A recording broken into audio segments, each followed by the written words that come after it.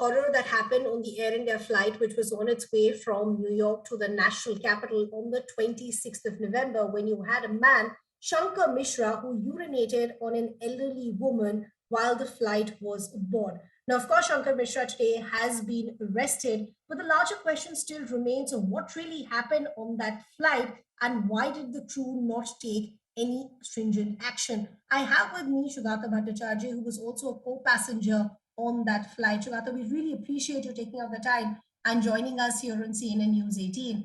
We, of course, want to stick to the facts of the case because the investigation also is on. So let's go back to the 26th of November. Talk to us about where were you seated and what did you see? Ridhima, thanks for having me. I was sitting on seat 8 Alpha, and he was on 8 Charlie, my co-passenger. And the incidents happened after we had all possibly gone to sleep post lunch. But we were having lunch together. We were speaking to each other, and he had about 4 drinks over the period of the lunch. And what happened was he became a little repetitive about asking me the same questions about what my kids do, how many kids do I have, and all that. So I got a sense of that, maybe he has had a few too many. I went and I alerted one of the a male stewardess who was serving the alcohol. I said, just keep an eye because he's asking me the same question multiple times. And then I came back. I usually sleep through my flight, and I heard a noise, and I just saw that my co-passenger, he just basically fell on his seat, and he started sleeping. I mean, he was like passed out.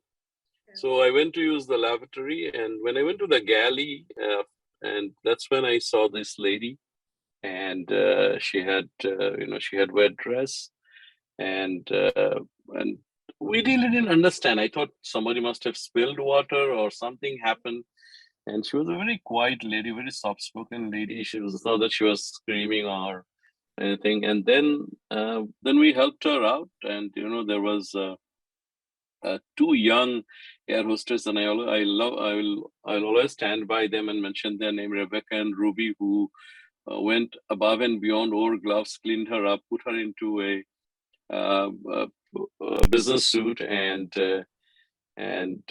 made her comfortable. But the reason I wrote a written complaint and which went nowhere was because it took more than 2 hours for the senior crew member and the captain to take a call to give her a decent seat.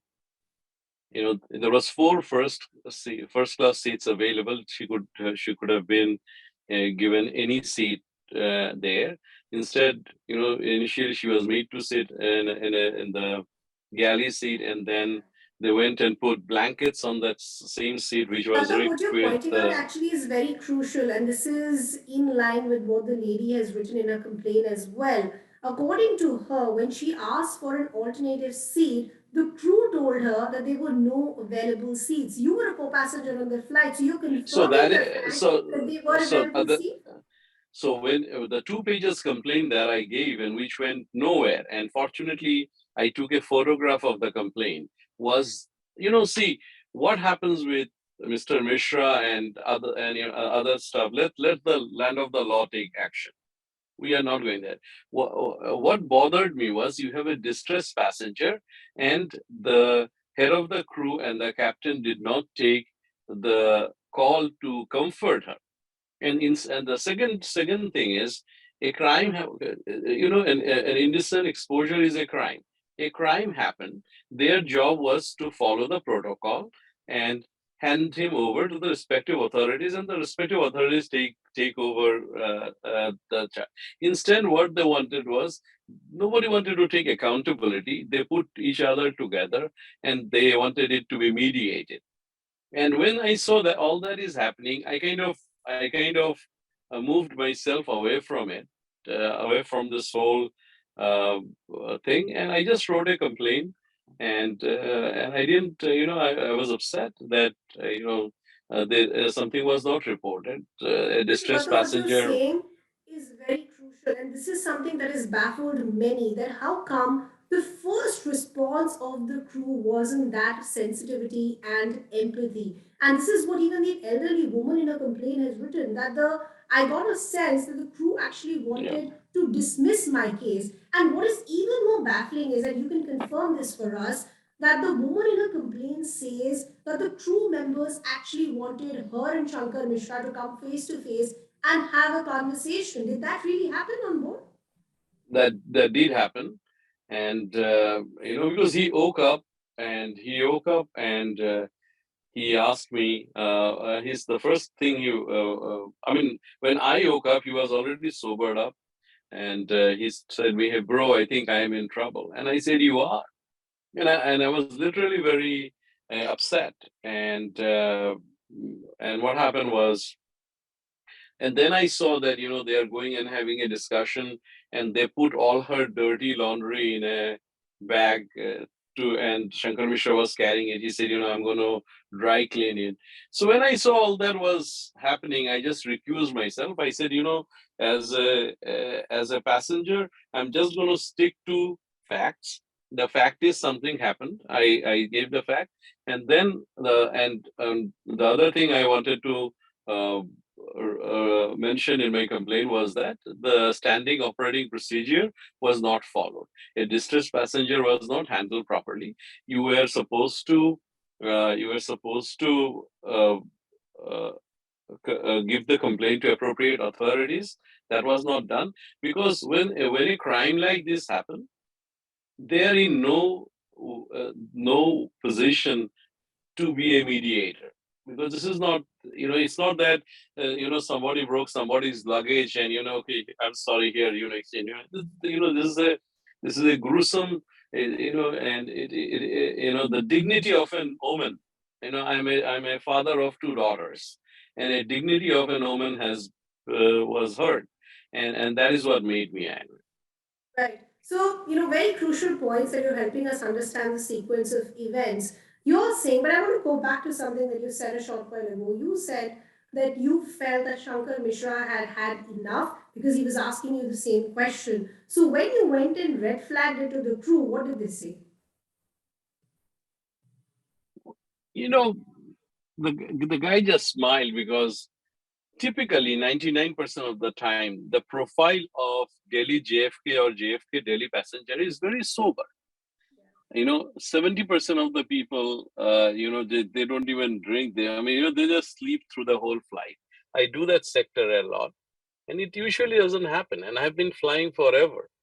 But I hope they were a little bit more diligent, and at any given point of time, they could have said no, we'll not serve you. But I don't know if he was if he had more than four drinks, but he had four drinks within the lunch period. That I can confirm because he had them in front of me.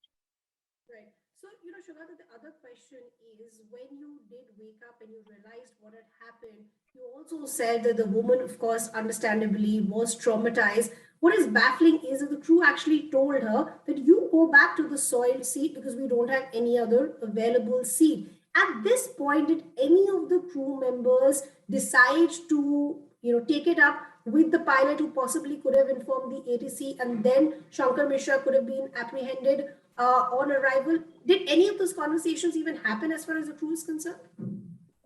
I have no idea, but I went and I spoke to the senior crew twice, and the answer the senior crew gave me is that we what happened is, in this kind of long flight you have two sets of pilots, Yeah.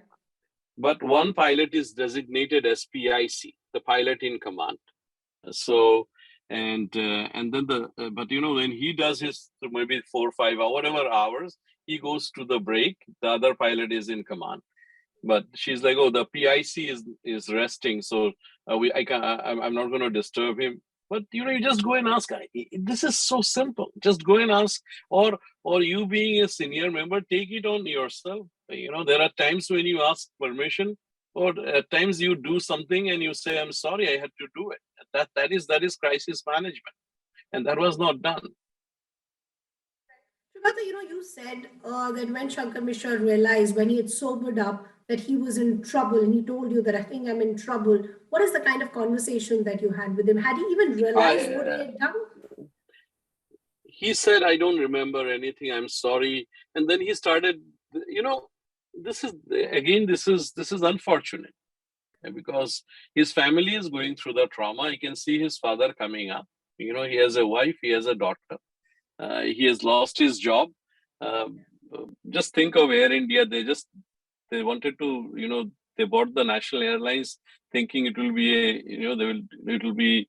So, it is not a good wife for any one of us. But I did not, I at that point had no compassion for him, for the point that uh, you should not be drinking if you can't handle your drinks, period. Yeah. And And it's not just that, but you as a responsible co-passenger even red flagged it. So I'm trying to understand, why was it so difficult for the airline crew to understand that something was going wrong? I also want to go back to a point that you reiterated through this conversation, that your complaint went nowhere. Can you talk to us about the conversation you had about your complaint with the crew members? so And I why are asked you? for the so I asked for the JLB, which is the General Ledger Book, but they didn't give it to me. They said, I will give you a piece of paper and you write it. Fortunately, after writing, and the flight was a little turbulent, but I did a handwritten complaint of 2 pages. But I don't know what clicked in my mind. I just took photographs of what I had given them. And then I now realized that nothing happened. Nothing really happened to that complaint, and it went nowhere. It's only after 36 days when everything came up, and then a journalist from Mumbai reached out to me that I spoke my side of the story. Yeah. Unfortunate in so many levels, right, Shagata? First, they refuse to take action as per the protocols, and then even another co-passenger like you who is writing a complaint, but nothing happens. I want to quickly also now understand what happened on arrival, as we've all been trying to understand, because there are guidelines in place. Why was this man not handed over to CISF or the other officials? What happened on arrival? Was the crew even in any mood to take action against Shankar Mishra, or they thought that let's dismiss it and that'll be best? Well, I think at that point the crew thought that it has been settled between them, and I had to catch a connecting flight within 2 hours to Jaipur, so I rushed out. And truthfully, I was when I saw that the backdoor negotiation had started and they had made that faced them each other, I just lost interest. I said, as a responsible passenger, I'll do my report and I'll move on.